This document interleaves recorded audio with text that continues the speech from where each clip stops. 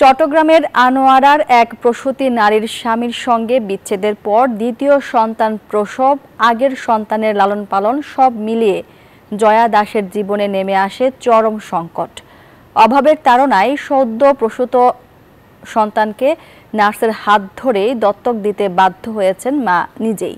বিনিময়ে মিলেছে হাসপাতালের বিল পরিশোধ ও কিছু নগদ অর্থ। সব মিলিয়ে 15,000 টাকার বিনিময়ে হয় দত্তক। এখন আবার সন্তানকে ফেরত পেতে চান মা।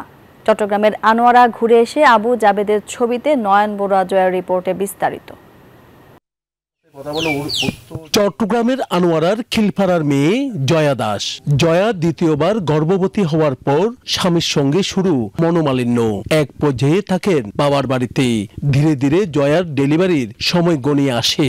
প্রসব ব্যথা উঠলে তাকে দ্রুত সম্প্রতি কর্ণফুলীর সাউথ চট্টগ্রাম হসপিটালে ভর্তি করায় পরিবার। নবজাতক জন্মের পরপরই শুরু হয় মায়ের টানাপোড়েন। এমনিতেই অভাবে পিঠ ঠেকেছে দেয়ালে, সেই সুযোগটাই নিয়ে একটি দুষ্ট চক্র।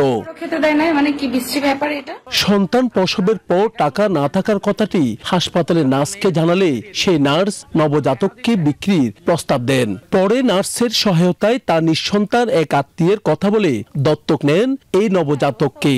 আমি নিজে চলতে পারতেছি না, একটা বাচ্চা চলাতে পারবো না বিদায় আমি ওটা দিয়ে দিছি। এখন সেই সন্তানকে আবারও ফেরত পেতে চান সন্তানের মা সহ পরিবার।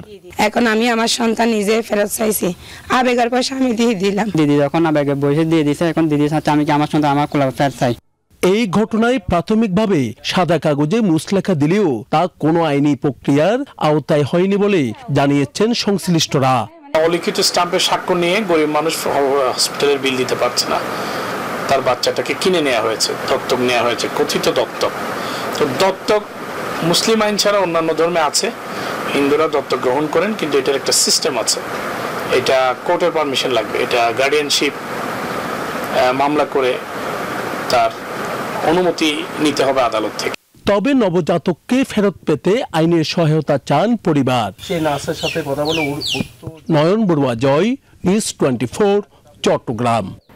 বান্ডেল থাকলে প্রতি সেনমানিতে টাকা বাঁচবে। বিকাশ সেনমানি বান্ডেল কিনে জিতুন প্রতি লেনদেনে।